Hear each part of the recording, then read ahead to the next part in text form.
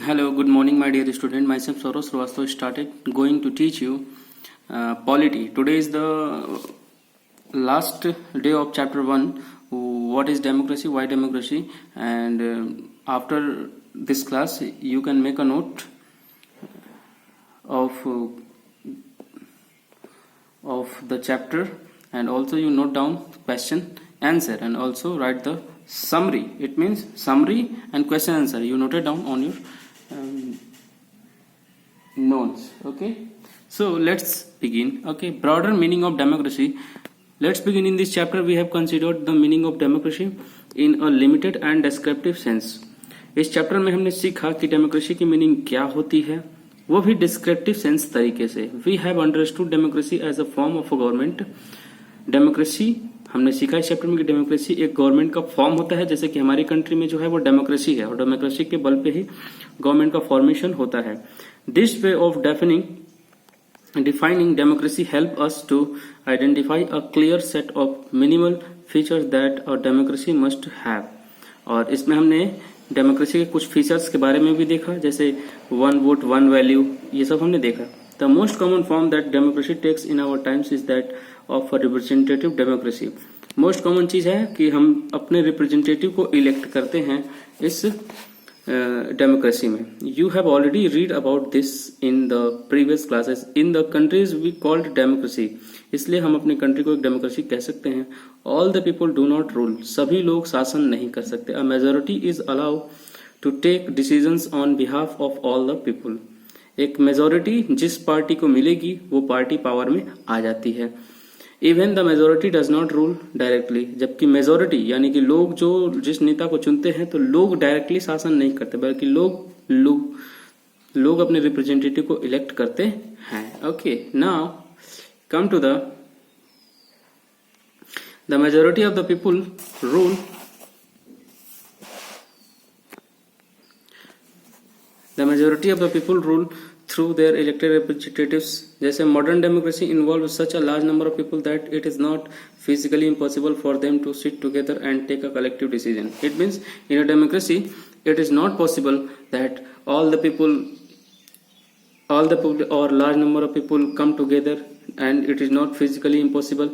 It is physically impossible कि सारे लोग आए एक साथ बैठे और एक डिसीजन ले, ये पॉसिबल नहीं है. इसलिए लोगों को वोट देने के राइट्स दिए गए हैं. Even if they could, the decisions does not have the time.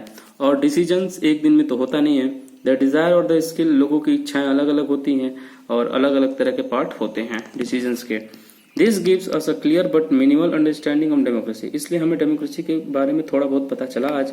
This clarity help us to distinguish democracies from non democracies. इससे हमें एक डेमोक्रेटिक कंट्री और एक नॉन डेमोक्रेटिक कंट्री में अंतर करने में बातें समझ में आई. But it does not allow us to distinguish between a democracy and good democracy. लेकिन हम इस बात से बहुत चिंतित हैं, या इस बात को हम बिल्कुल अच्छे से समझ सकते हैं कि एक गुड डेमोक्रेसी क्या होती है, एक बैड डेमोक्रेसी क्या होती है. It does not allow us to see operations of democracy beyond government. Government किस तरह से किसी भी डिसीजन को ले रही है ये हमें मालूम नहीं चल पाता.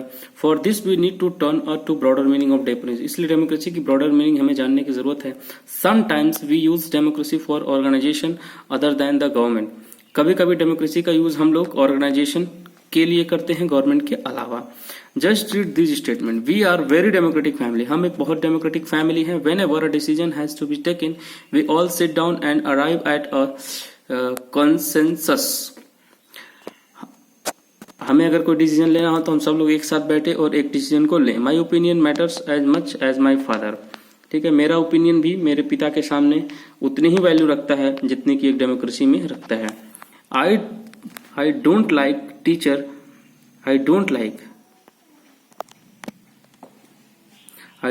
Teachers who do not allow student to speak and ask questions in the class.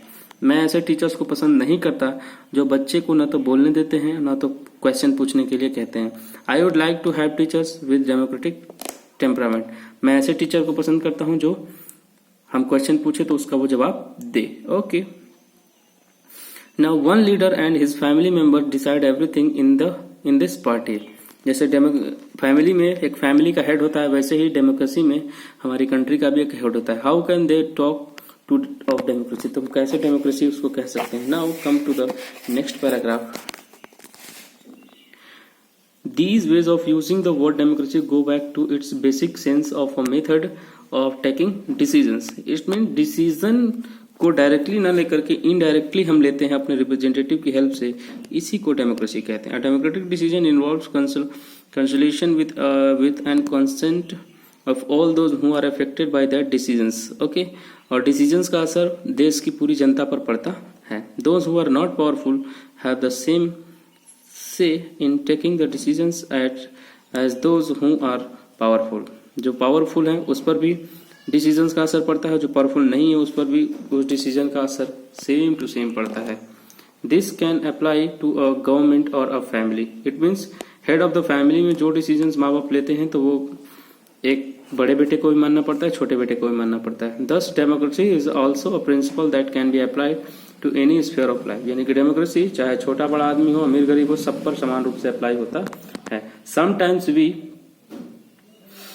we use the word democracy not to describe any existing government but to set up an ideal standard that all democracies must aim to become. True democracy will come to this country only when no one goes hungry to bed. अच्छी democracy की या सही democracy का मतलब यही है कि कोई भी अपने हमारे देश में भूखा न सोए। In a democracy, every citizen must be able to play equal role in decisions making. हाँ, एक डेमोक्रेटिक कंट्री में हर जनता का रोल है कि वो डिसीजन मेकिंग में इक्वल रोल प्ले करे।